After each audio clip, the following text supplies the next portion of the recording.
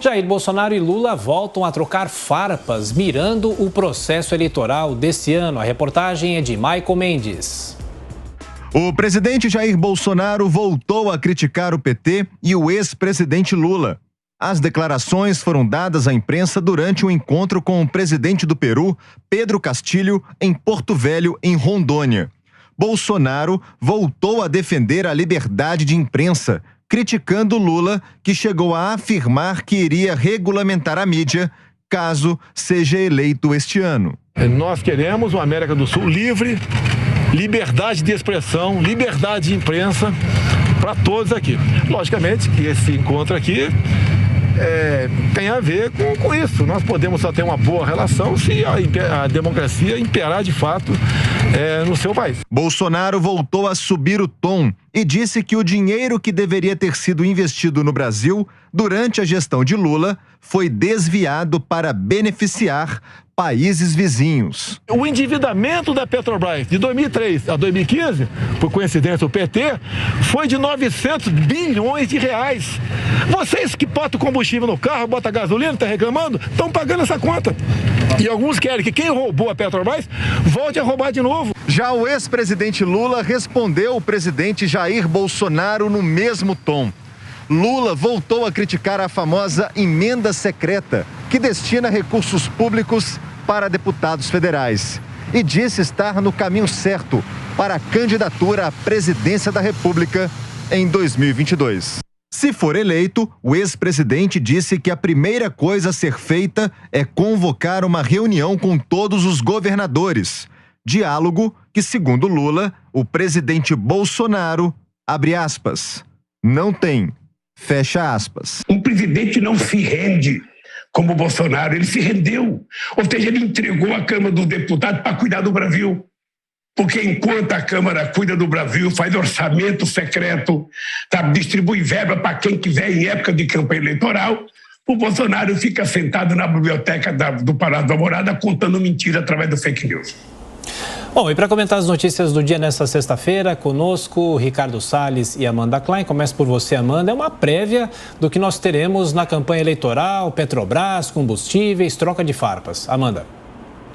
É isso, Thiago. Bom dia a você, Adriana, Salles, aos nossos telespectadores e ouvintes. É como se os candidatos estivessem, ou pré-candidatos, estivessem esquentando seus motores e afinando seus discursos, um ensaio já para as eleições agora de 2022. O presidente Bolsonaro dá demonstrações claras do caminho que vai seguir, então a ameaça de volta ao passado, ao que ele chama de comunismo, embora nunca tenha havido comunismo no Brasil, mas ele associa os governos do PT, o governo Lula, ao comunismo, a volta ao que ele chama de roubo, de petrolão, evocando toda essa memória recente do brasileiro que anda um pouco adormecido. Esse antipetismo, ele está introjetado, está enraizado na sociedade, mas anda um pouco adormecido, porque o que vem falando mais alto nos últimos tempos é o antibolsonarismo.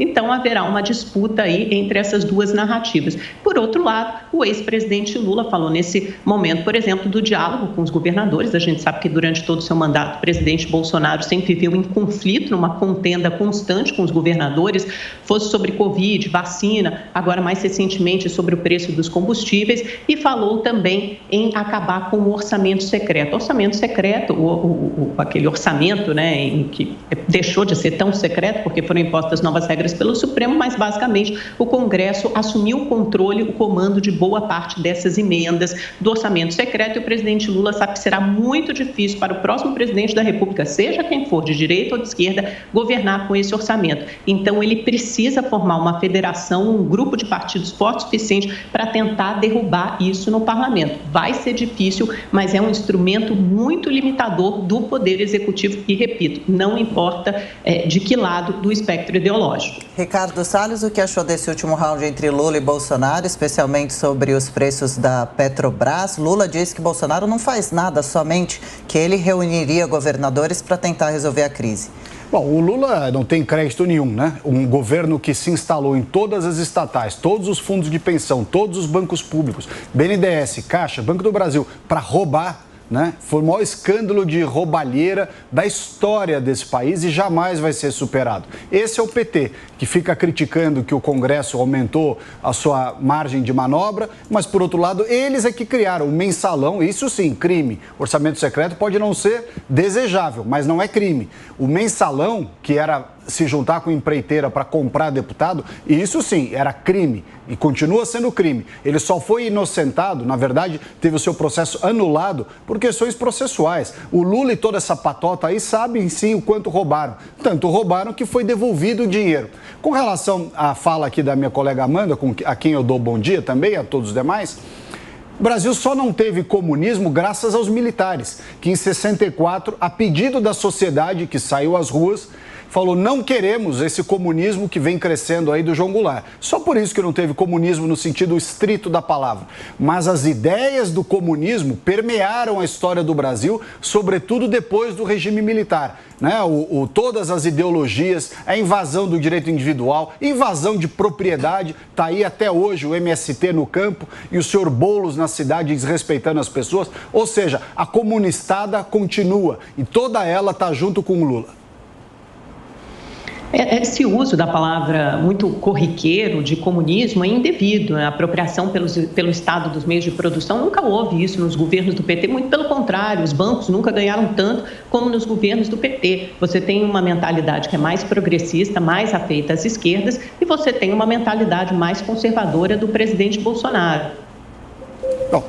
De qualquer forma, picotando um pouquinho a minha fala. Você tem uma mentalidade mais progressista e mais à esquerda dos governos do PT e uma mentalidade mais conservadora do governo Bolsonaro. Mas nenhum dos dois governos é comunista e o governo petista nunca foi comunista. Tanto que a gente teve 16 anos de governo Lula e Dilma e nunca vivemos um comunismo no Brasil. Comunista e comunista safado. Tá cheio naquele grupo lá.